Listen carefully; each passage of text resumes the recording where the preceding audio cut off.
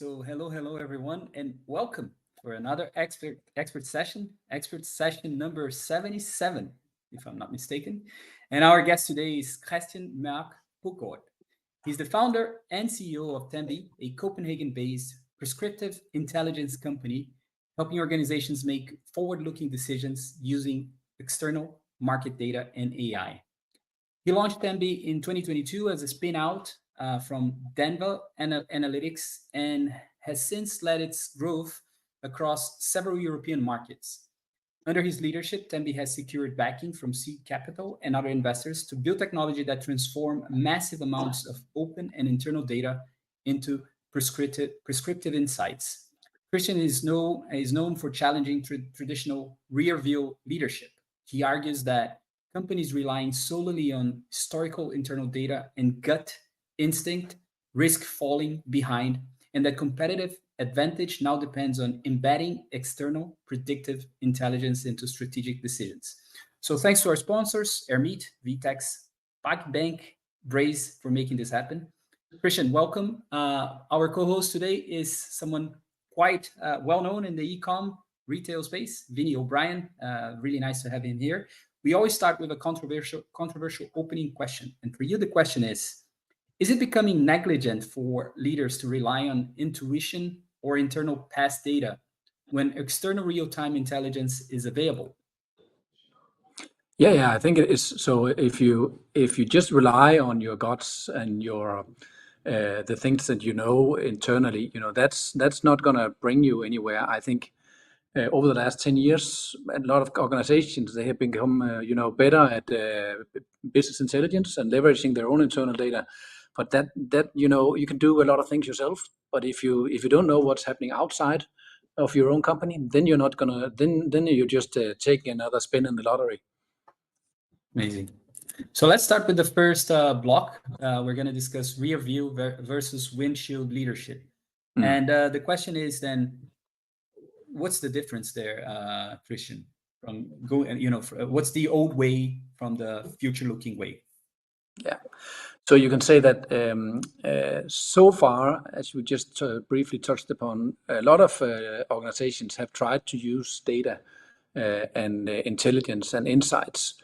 But typically it was most about, things that they knew already happened. How did we perform on sales last month? How was our P&L? All these kind of things that you have people that you can report to. And then you sit down and then you say, okay, so we did good, or we didn't do so good, or we need to adjust here or there. And that's basically been, on some of the learnings that you've had historically.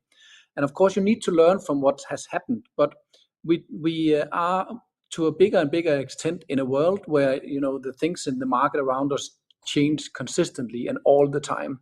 So if you bet on an industry or a segment that is not growing or will not be growing for historical reasons, then you risk being out. So then we sit down and then we make the decisions.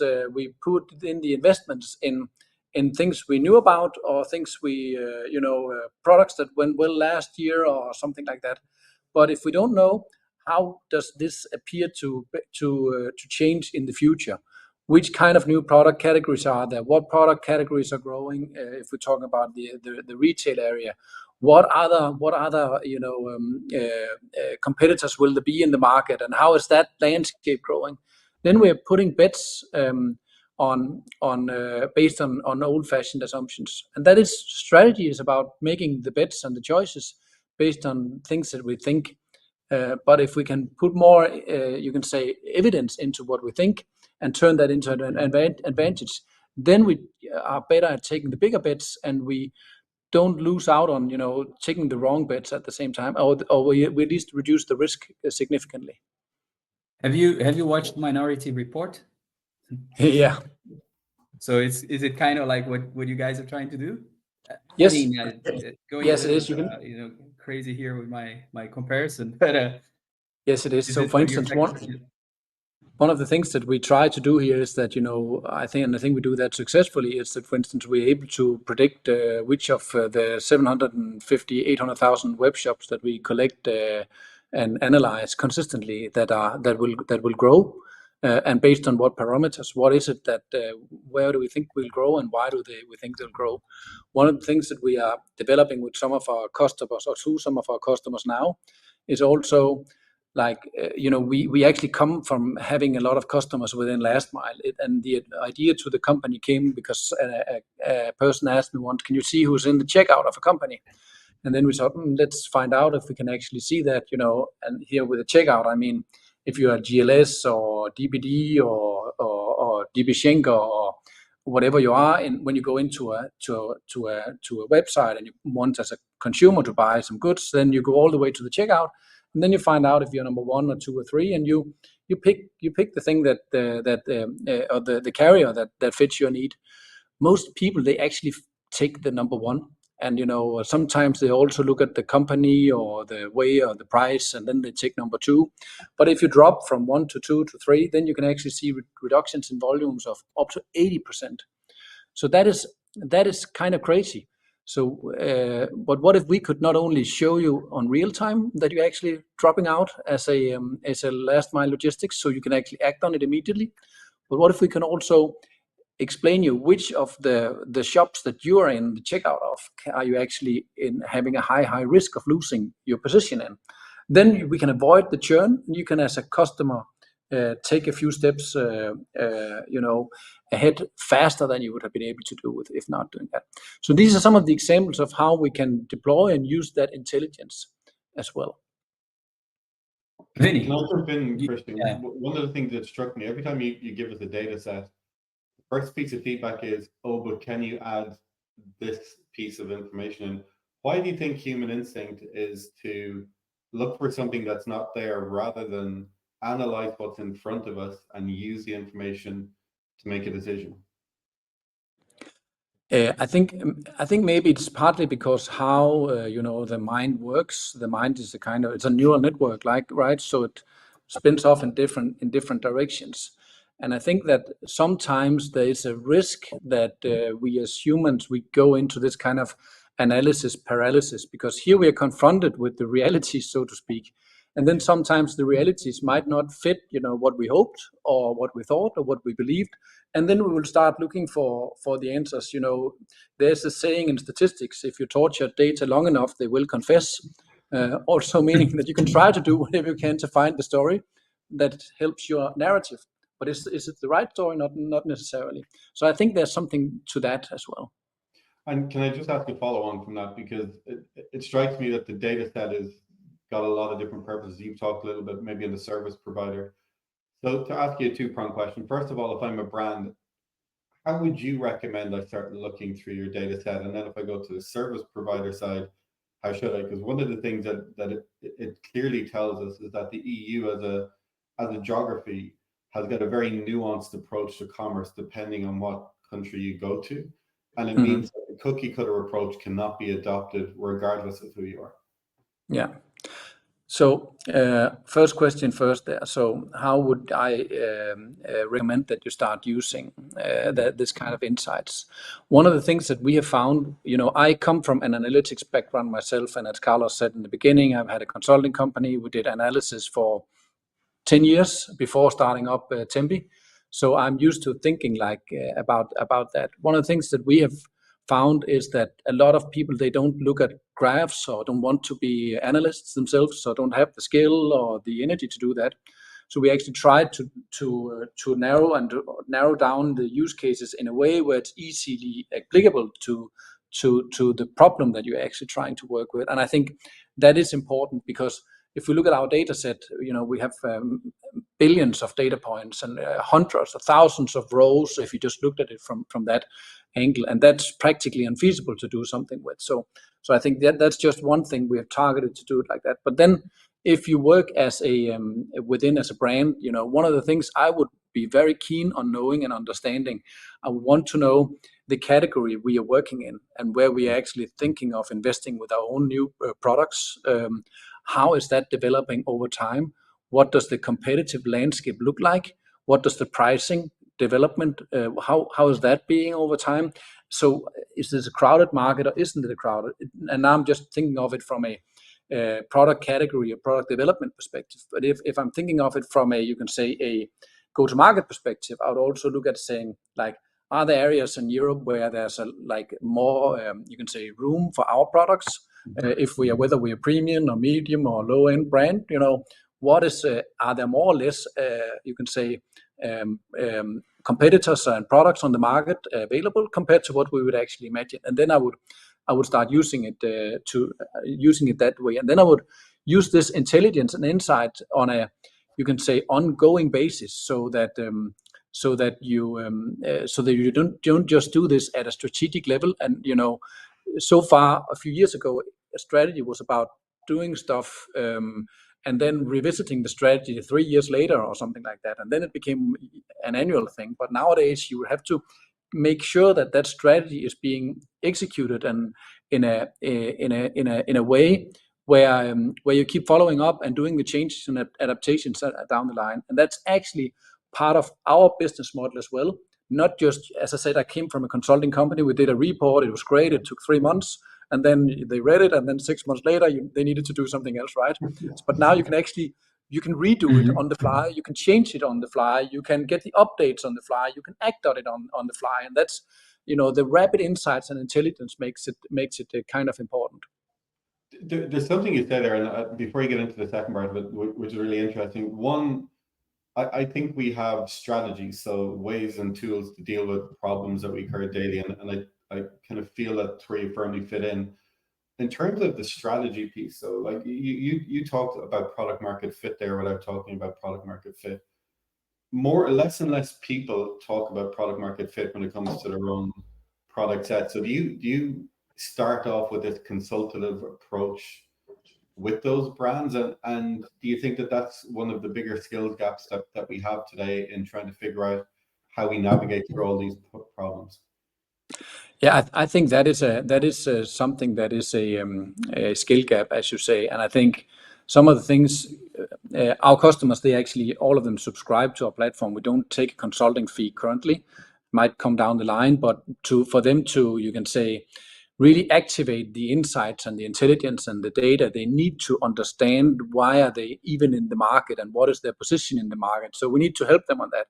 And I'd be frank and say that I'm sometimes surprised how little of a knowledge that companies have about their own strategy and the market then and why they're doing what they're doing. So there is definitely a gap in that. Just a simple thing as defining an ICP of what they're working with. Yeah. Sometimes that doesn't really exist. So okay, what kind of customers are you targeting? The big ones. Okay, what kind of big ones? Yeah, it's a catch-all. Yeah.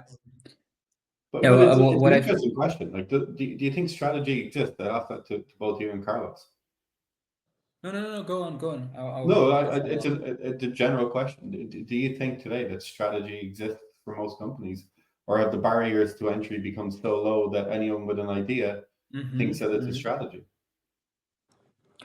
I think the strategy exists, and it has to exist. But I think that you have to look at it in a completely different way than what we have done before. I'm a big fan of Roger Martin, who's one of the great theoreticians in this area, and he's like at the great academics. And basically what he says is that a strategy is a set of hypotheses about things that will lead us to success. And then there's the plan, and the plan is like something we can decide ourselves. We're going to hire these people, we're going to invest in this or that, right? And we can do that. We can do that to like a perfection, 110% correct way of rolling out our strategy.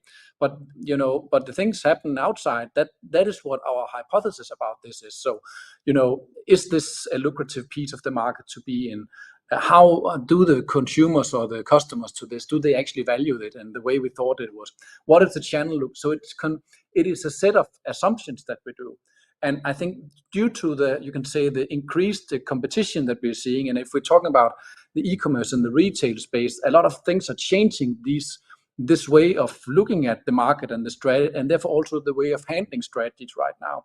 Much more like cross-border sales across continents, but also within continents, at least in Europe, right? And with the Chinese and American players handling it, right? A lot more of that, a lot more of AI lot more of going from at one previously we had like the retailers, and then we had the manufacturers. Now we have the retailers, and we have the online retailers, and we have the manufacturers who also online retailers, and sometimes they also have the shops. So it's changing so rapidly that if you're not up to updating and changing the strategy and being focused on the tactics, what are we going to do the next 3 to 6 months, and not just where do we think we are in 5 years, then it doesn't matter to make strategy. But I think it is important, but you need a different way of engaging with the insights and the intelligence and with your adaptation ability as well.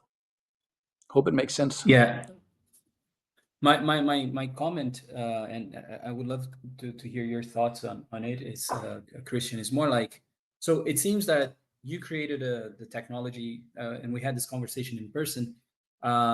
You were building from scratch every time, and then you said, why not? What if we created a platform that is scalable? So instead of charging $1 million or however many $1 million you were charging per large customer. And then it seems that when you guys started this project and product, you realized that there was a fit with the logistics companies, because you're at the very end of your journey there, purchasing journey, and logistics companies could react right quickly and say, okay, what do I want my position to be here? Then looking at the brand or retailer, what I like to hear your thoughts on, it's like I come from a family that has both sides, the industry and the brand side, manufacturing shirts. And my dad is a really old school guy. So for him, he can only sell dress shirts. And, the name of the company is Camisaria. So it's like shirts facinhos. But I believe that in the modern days, I mean, there's no, you could be a marketplace, and you could have built your brand around selling shirts, but you could also be in the pharmacy space, kind of just going very far out of his space, right? So what I'm trying to get here is like your insight is, would your company, that kind of like Tembi, help a retailer as such understand that they could also play in other, let's say, categories? Because you're talking about, okay, this is my category, it's a red ocean. I could play in other categories. I would need some insight as well to understand if my customer, they are buying, I don't know, drugs or drugs, like legal drugs, at a certain pharmacy, and I could start having collaborations with, or even cross-border, just playing in other categories that are not my the category that I started my business. Does it make sense? It makes 200% sense, and I'd say that there are some companies now that some that that a lot of us would know as well, that they might have a shop, and like now it's as an example, a Danish brand, you would know them, Carlos, but or Danish retailer, but maybe not everyone else, like Matas. They sell skincare and different kinds of stuff, right? But if you look at their e-commerce platform, if you look at their top line, that has been growing a lot. But if you look at the way the products within, or the revenue comes from what you call Matas products, that has been stable. So everything has been put on top of that, because when you're in and you're buying some skincare or cream or whatever it is, then you come in, and then you find there's also a nice t-shirt, and I need some sunglasses, and that kind of predicting where should we actually be at. And if that's a category where there's a high competition or low prices and a lot of vendors, then that might not be the right place, because then they can't find the margins there. So it's a really good point, Carlos. And another thing to your story there, also from your dad there, and I saw the shirt that you had when we met in person, and I thought that was really neat. I was thinking, hey, where could I buy something like that? And I couldn't buy that in the shop in Denmark, unfortunately. You told me that, but he would have the ability to think of it as kind of a long tail, instead of just thinking, now we're doing this in Brazil, right? But like, there are many opportunities, and that kind of intelligence and insight is also important. One of our customers, or some of our customers within logistics, or some of the international cross-border ones, they actually use our platform to help the retailers, because then they say, hey, you are shipping from Sweden to Norway, because you think that is a way of making exports. But when you're shipping to Norway, which is not really easy because they're out of the EU, so there's a lot of tax and tariff complications there. Why don't you ship to France and Germany and the Netherlands? We can help you with that. So identifying that and bringing them out to the international market. There's a lot of people moving into endless aisle, and I almost feel like that's the strategy in commerce right now for small retailers and SMB retailers, where on the other side, enterprise retailers are trying to be marketplaces by grabbing all that inventory from people. I want to fast forward and go back to the second question about where is the shape of the e-commerce market going for service providers. I saw your video on LinkedIn and you talked about the changing patterns because of agentic commerce and where it's going to. I talk to a lot of agency owners and service software providers all around the world, and they talk to me a lot about where's the white space for us now to earn revenue. And this white space is that opportunity that maybe you're seeing in the data. Now, I don't want you to give away all those little secrets, but it would be great to understand at a macro level, what do you see as some of those changes that are evidence-based and tell us this is how the service industry is changing, and if you're a provider, how you might start planning towards that? Yeah, so I think, and as I said in the video you're referring to as well, we don't know exactly what is like the agentic AI, where will that take us, right? Yeah. And for those of you who don't know, you know AI, that's everybody know about that nowadays. But if you combine that with software that based on this can help me make the decisions along the way, so I don't, I just buy my clothes sometimes a year, and I like these brands or these colors or what kind of thing it is, and then maybe this agentic AI can help me handle that and think of that in a lot of different cases there. And I've seen that rolled out so far as like help me book a hotel, help me book like a restaurant of my choice that I would like, and that kind of thing, making things easier. And I think one of the things that this will do is that, of course, this will change how we interact with the different kinds of platforms and with the different kinds of shops we have. We might not, need our own web shop anymore, right? We might not need an interface. We might not just need to be able to connect with the right agents there in a different way, and that will of course change it rapidly. You can say Google was like build their company on search, and basically nobody's looking for search. Everybody's looking to find something, not to search for something. And now they have become kind of a monopoly in search and hence find. But with these new opportunities and with the agentic, then you might see my agents running around handling my stuff, as a consumer or a professional, and Vinny's and Carlos and whoever.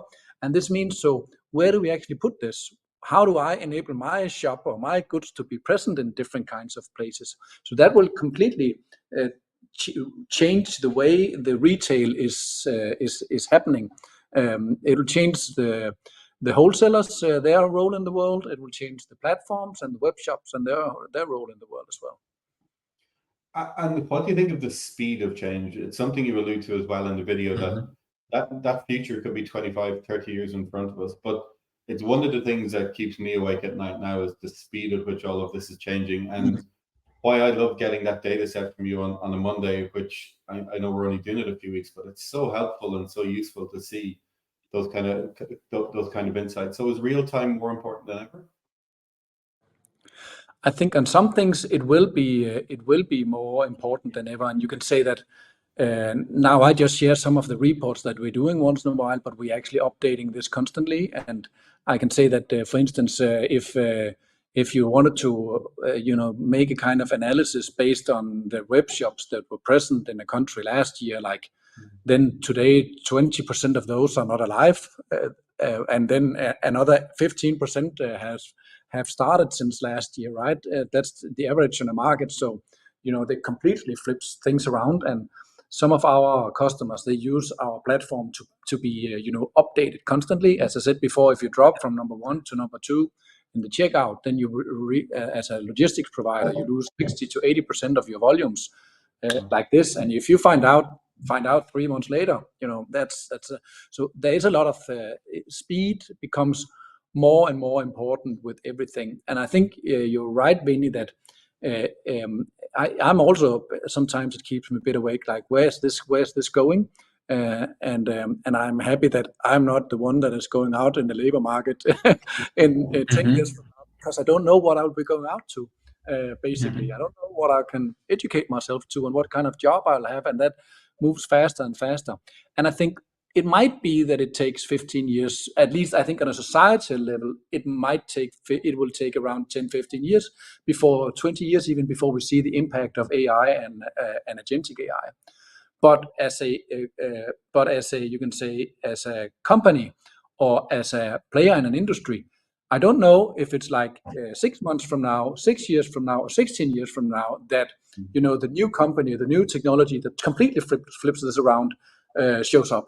It could be tomorrow, like Lovable, who you might know about, the Swedish one that is the fastest growing startup ever. They were less than 2 years old, and in May they accounted for 10% of new websites globally. Like, that is mind blowing, and these things will pop up and change. That kind of change will happen faster and faster, and therefore you would need to be able to pick up these signals much faster if you want to have a role to play in that market. You say the word picking up signals, and I think it's really interesting to hear that. The blocker for a lot of people when it comes to analytics is, oh, I'm not statistical, or I don't have that kind of a brain. We all need to have that kind of a brain now. So what do you say to those people maybe who feel intimidated by it, or they feel it's not for them? How do you demonstrate to them that there is a pathway to get into data and to understand it? And I think ultimately we have to learn to love it as well to be really good at our roles. Yeah. When you put it like that, Vinny, that's actually one of the reasons that we are in business. Because this means that if your work can see a use case for the things that we do, then you don't have to do it yourself. It will practically be unfeasible as an individual, but for most companies, it's also pretty difficult to try to do what we do. Most companies, they should not try to build their own separate business of collecting that kind. So that is one thing. And I think across many domains, and also when it comes to analytics and AI, you will see more and more vendors or systems where these kind of insights and intelligences are integrated. So this means that when you work with in your CRM or supply chain management system or whatever it is, that is performed for you along the way. So I think that is one piece. And the second is, as I said a bit earlier, what we think is that for this kind of company and this kind of business model to be successful, we need to be able to cater for those that are not economists or data scientists or have a team that can do it on their behalf. Because if so, then they will never adopt to this. So we try to do things and make it available for our customers in a way where it looks like the way they're used to operate. And then I think on the entire AI, the conversational ChatGPT, that kind of interface is also moving rapidly. So I think that this will also show that down the line, I think that we will see that we will simply just have a conversation. We might not have our own front end or application in a couple of. Nobody might even need to have that in a couple of years from now. Yeah, I'm going to extend the question for Carlos, if I can, just not shut up then. I don't want to take too many. But Carlos, you're in the world of talking to service providers, and something that Kristian just said was, if I just interpret it correctly, there are certain big companies who will be able to develop their own agentic tools, and they have the right to do it. They have the teams to make the best of it. But for most of us, that doesn't make sense. So how do we look to the emergence of new technology providers who are in this space, and how do we continue to convince ourselves that we need to invest in third parties to deliver skills or services that we don't have today? And I ask you, Carlos, because you talk to people all around the world, you get this great truthful answers from people. So keen to hear how you view something like that. I don't know. I think the answer is community, because I don't have all the answers, So I try to rely on Evolve to get the answers from people who know their topics and their domain of expertise. Because in the end, there's, as you guys are saying, it's like the pace of change is brutal. So I had no idea, but what I rely on is on my community and to be able to say, hey, Vini, what do you think of this topic? What you heard of? You for example, you have a lot of perspective on the US as well, which is quite unique about you. You play in Europe, but you see what's happening in the US. Yeah. So you can always bring a perspective from the communities in the US, the pace of change there. So I'm a big believer in community, in terms of trying to. I don't have the answer to what you asked me, but my answer is I rely on my community and Evolve and other communities as well. Like people who are engaged in other communities because they may have perspective, they may have heard stuff that is happening, in other markets. That's my answer. No, I kind of think that is the answer, and it's where we all kind of go. As an individual working in the southwest of Ireland, I don't have a team around me, so I need validation somewhere, and it's meetings like this that really help out. One thing, Kristian, then to kind of look forward and into Q4 when we get into busy season, and I'm a brand who's working. The point about North America is quite interesting because the rhetoric coming out of all the events that are going on this week from a retail perspective is that they feel the consumer hasn't felt the pinch from tariffs yet, but they feel that pinch is coming from September to January this year. What signals do you see around where consumers are going to be from data sets that you've seen for the next few months? So I'm pretty convinced that we will see significant changes on this, and I can just show you or share with you a brief example. What we can see is that we're able to detect seasonality trends because, of course, swimwear, summerwear in the summer, other things in the winter. That it's kind of obvious, right? But then if you look at the different kinds of goods there, then we can also zoom in on the brands. And one of the things when we track the European market, of course, there will be, if you look at like sport goods, and then we could actually see that Adidas and that had a drop at some point. That it is a seasonality thing around Easter. But if we compare it like the you can say the graph of Adidas, it went like this. But if we look at the Nike one, it looked like that. And I have no other, like, it happened just in the beginning of April. And you know what happened in the beginning of April? That was Liberation Day, as somebody called it, seen from the US perspective. And of course, what are you doing if you're a vendor or a web shop or a retailer in Europe? So either you buy a lot of Nike to get it here to the European marketplace before the tariffs are coming, or you stop buying it and you stop wanting to sell it because you think, how are the European consumers going to react to this? Are they going to buy more or less Nike or more or less Adidas, and how are these things changing? And that is a very, very significant thing. And we are able to track down all of this and say, it is, in reality, it's a bit more difficult to label. It's a brand, American or what is it, or European, or what is it? But we are able to do this and say, how does this actually change just the entire supply and demand in the European market? And I think we would see something there that is kind of significant. I just had an idea. Maybe we can talk about it. But I think, Kristian and Vinny, if you guys are up for it, what I think it's missing in the market is like, I consume a lot of podcasts. So community and podcasts, those are my sources today of understanding what's going on in the market, right? And I like, sometimes there's a podcast in the US called the PBD podcast. They're a bit more to the right, very capitalist, and but it's interesting to hear their perspective. And then I like listening to other perspectives as well.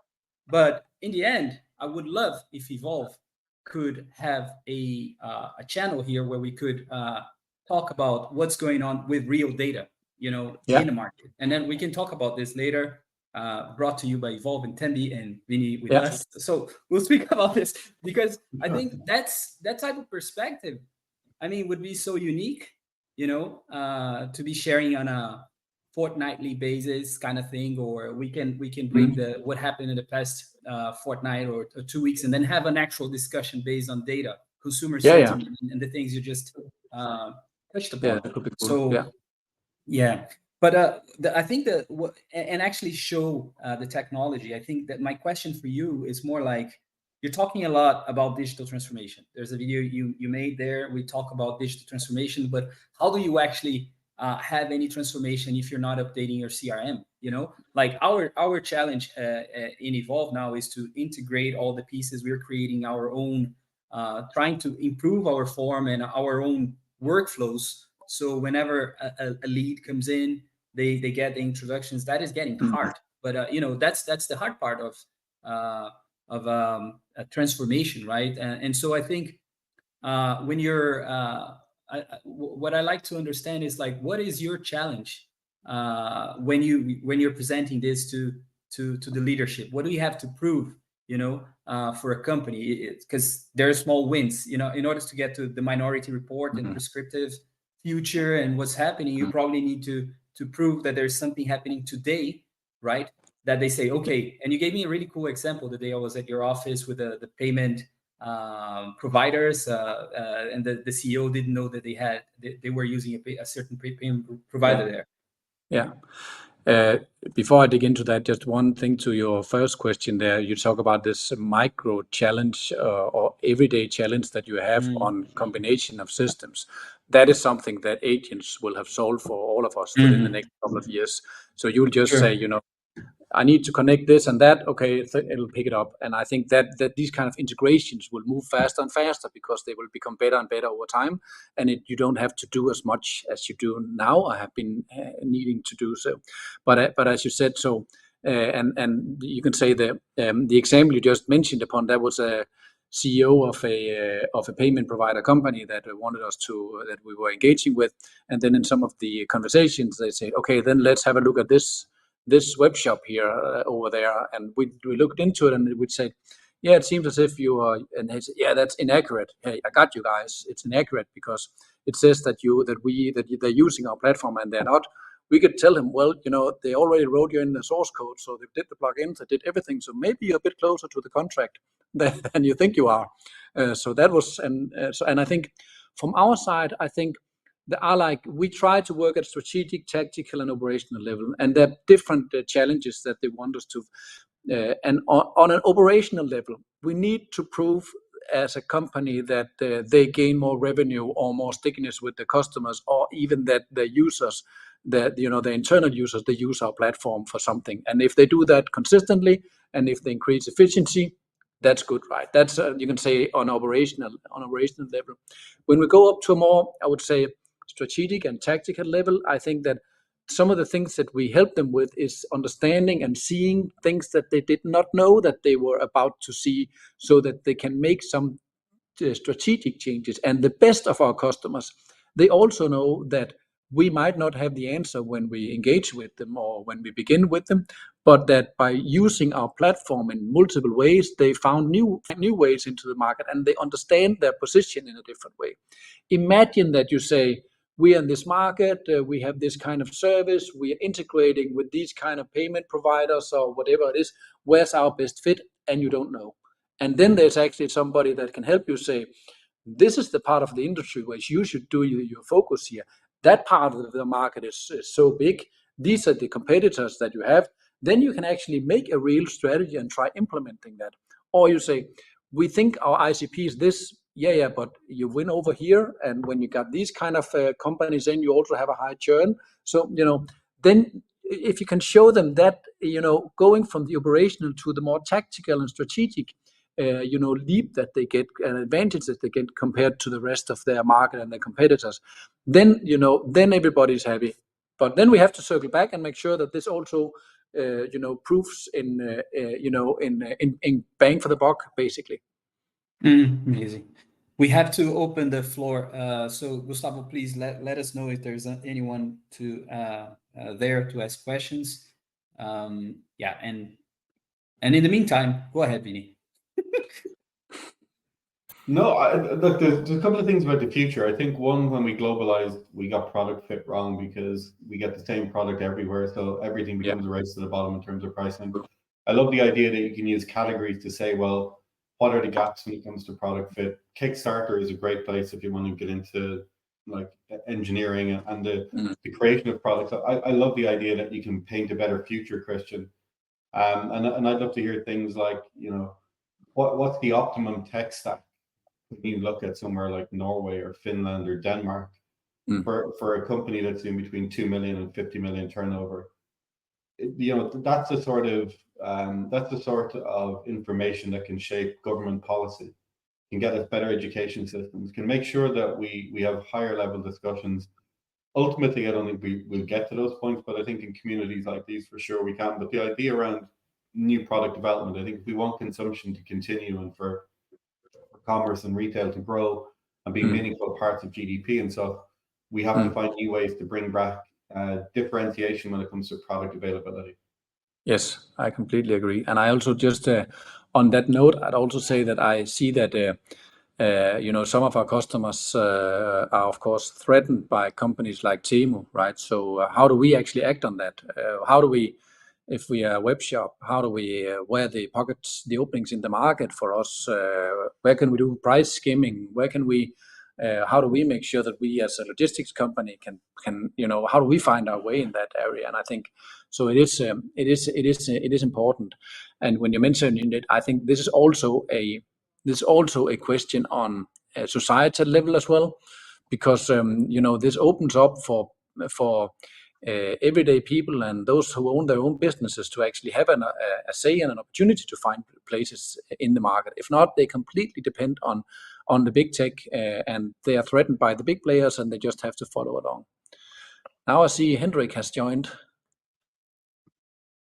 I have, and for the first time ever, I've actually gotten to the stage without looking like I don't know what I'm doing, because normally I'm silenced out. Anyway, Kristian, 2 questions. So one question that I wanted to ask you was, so in terms of regulation, it seems to me that in the next 5 years, Europe will be one market instead of the various markets that it's current. Are you seeing data that brands and web shops are able to sell more in Europe? I heard a mention that you said you had an example of a business not knowing that they're actually available somewhere and that. So that's question number 1. Question number 2 is, how many times a week do you do your data? Because out of interest, for me, with everything that's going on in the world, especially with the tariffs, everything changes very quickly. So just for me, as just out of interest, how does your process work in terms of, is it a weekly or monthly for your partners? How do you service them? Obviously, I saw on the website you have a dashboard, but just from a tech standpoint, are you collecting your data daily, weekly, monthly? And then obviously just the one Europe thing, which I'm fascinated by. Thank you. Yeah, so let me answer the second first. Our standard is twice per month, but from there are variations of it. And some of our customers have special arrangements going where we collect it several times a day, but from like maybe hundreds of different kinds of addresses. And from different kind of perspectives. So we can customize that a bit depending on the use case. And then a lot of the web shops, even though I've talked a lot about the dynamic here, a lot of them on the online retailers, they're not so dynamic. 80% are stable. So we just need to do that once per month. We still do it twice per month or weekly, depending on how dynamic it is and depending on the customized need for the customers. So and then I think on the Europe, and actually my intention on Monday is to share a piece of information about some of the you can say the trades from some of the European countries, between some of the European countries as well, because there's a lot of online trade in that respect, and that will keep evolving. And I agree with you that over time this becomes more and more, you can say, one entity. And of course the Russian-Ukrainian war and the tariff situation with the US and all these kind of things are also pushing to that agenda even more, because we need to rely on each other in Europe more and more. So that will happen. But one thing that is still, I would say, a challenge from a European perspective, if you think of it as a single market, is that there are multiple ways of running a business and multiple ways of engaging as consumers that are different from country to country. And that is some of the things that we can also see in our data. For instance, there are countries in Europe where it's very common that the last mile provider, and hence also the web shop, has to facilitate that you can pay with cash when the package arrives at your doorstep. So you couldn't do that in Denmark, but that actually does happen in other countries, mainly in Eastern Europe. Second thing is that some countries are very like modern when it comes to you can say delivery to parcel shops or parcel boxes in that respect, while others will expect that if you sell something to a consumer in Italy, they would expect that you deliver it at home and that home delivery is for free. So if you make one size or one way of doing it fits all approach, then you would lose out in most countries, and that goes with everything in this domain, in this area, and that is I would say a risk and a challenge for this to be a European market that integrates more and more. But it also for us, for those that succeed in doing it a good way, it's also a bit of a moat. It cannot like stop Amazon and Temu completely, but still it can help you fit better to the market. I hope that made sense. Thanks, that was super helpful.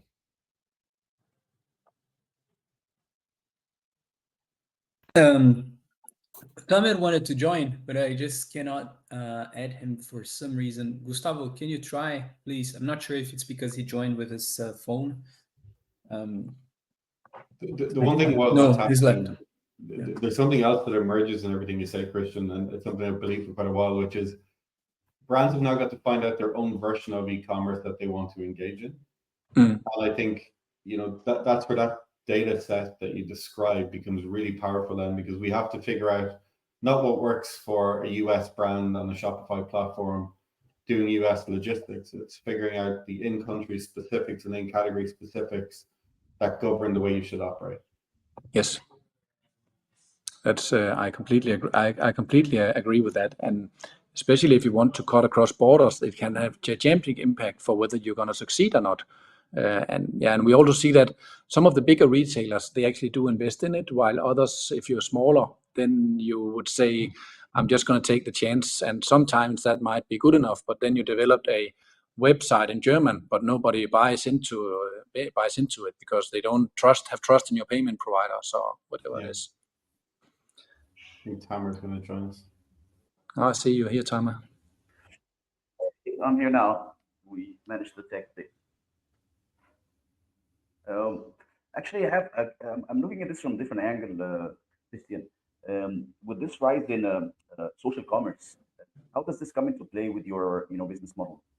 I don't know how far Europe are in that in the take-up rate when it comes to that, but some other parts of the world, China and so on, this is really happening. And how does that come into play in the e-commerce stage from your perspective? When you say social commerce, can you just elaborate a bit about what you mean? You see a lot of things already happening and activations happening on TikToks and the likes, and that's actually a lot of fulfillment happening to the front end. So that takes away business away from your regular e-commerce shops where you do your analytics mainly, and this is eventually growing. So how do you see technology converging on that part? How would you tackle that if your clients want to start seeing data from that side of the story? You can say that that's just another kind of a web shop, so to speak, or online retailers just through social media. And I think you're completely right. And for a lot of you can say persons that want to drive build a business, that's a great opportunity. Most still do have most still do have an online presence in different ways, and you would also still need a technology. So it's you can sell on Instagram, but you can't send parcels through Instagram if you don't have the entire tech stack there as well. So then you need to have a more stable, I would say, tech infrastructure behind it. And in that way, I think that it is just another way of doing the same. If we look at the bigger ones, they typically have presence in more places at the same time. So there's a lot of redundancy. So it depends a bit upon what you want to do there. And of course, if there are, if there are like accounts or social media even that we don't cover as good, then you could say on the individual shop level, then that could be a problem, especially if it's a big one, a youngster growing his or her web shop really fast. But you can look at it from a market perspective. It does not really the same, you can say, changes still apply in the online market at the same time. Hope it makes sense. Yeah, thanks. Brilliant. Vinny. Thanks, Tamer. Thanks very much. Great. No, I think the data is really helpful. One of the things that comes up time and time again is accuracy and trust in where data is coming from. And every time there's a question asked, Kristian, you're able to source that, which I think is a real point of difference. And I look at other service providers or benchmark data platforms that are out there. And I think this is the opportunity when we as a community get together, is to have that trusted source. The point that you make, Carlos, there could be an index of product here for brands to understand what's going on in category. It could be a 15-minute snapshot of the health of the retail market, or if you really want to get into it, what are consumers doing? And really that's what we should be looking at, not what we want. It's what consumers are actually doing, and make decisions based on that type of information. But it's really helpful, Kristian. Yeah, but I think you touch upon, I think one of our main headaches, so to speak, is around the accuracy, because it is completely right. But it's also, that's what I tell the team. It has to be difficult. If it wasn't difficult, then we were not in business, then everybody would be doing it, right? And of course, so one of the things, just to give you an example, one of the things that we do when we pick up information about like how does the checkout look, then we're actually able to display a picture of what did it look like, so you can go back and trace it back, because you need to have that trust. And to do that at when we're collecting hundreds of millions of data points and processing them, and of course a human being would not be able to validate each and everything of this all the time. Then we would have like the entire Europe sitting and trying to do this, if that should happen, right? So that is practically infeasible. So we need to have ways of measuring this automatically, and then we need to be able to trace it all the way to the source, so everybody can go down and have a look. So it was not just something that I wrote in an Excel sheet. No, it actually originates from a real data point that we can show you if needed. Yeah, sorry. Go ahead. It's more like a philosophical question. Yesterday I was listening to the PBD podcast, and he interviewed a Danish doctor. Very, very cool interview, because they were talking about the vaccines and how everything was handled during the pandemics, how it happened in Denmark, how it happened in the US. Highly recommended. And what they were talking about is more like this one source of truth, right? Which is, or is this source of truth? Like, for me, the question more for you is like, what do you aim with Tembi? To be a source of truth for retail? Or, because drawing a parallel here, what they were saying is, in the pharma industry, I mean, in the US, every market, they have some sort of lobby. In Brazil, we call it corruption. In the US, they call it lobbying. But it's corruption, in my opinion. They're just paying illegally, right? Yeah. The Senate and so on. But the pharma industry, they buy research and other industries as well. So you can really trust that they're, that information is going to be accurate. Like the pharma companies, they want to sell vaccines. And I look at your company, and you have you collect data from multiple points, but if you were to say, what's your goal? I mean, in terms of what's the goal of Tembi? Is it possible to become that source of truth? A couple of years back, there was a person who said to me, I see you guys as a potential like future of Google for structured data. And, that's to some extent that speaks a bit into that, Carlos. I think if we look a couple of some years ahead, every professional would need tools and services to be able to see, to do more predictive analysis or predictive insights about what they should do. And I think We want to be that kind of truth, and now we're doing it in the retail area based on the e-commerce logistics.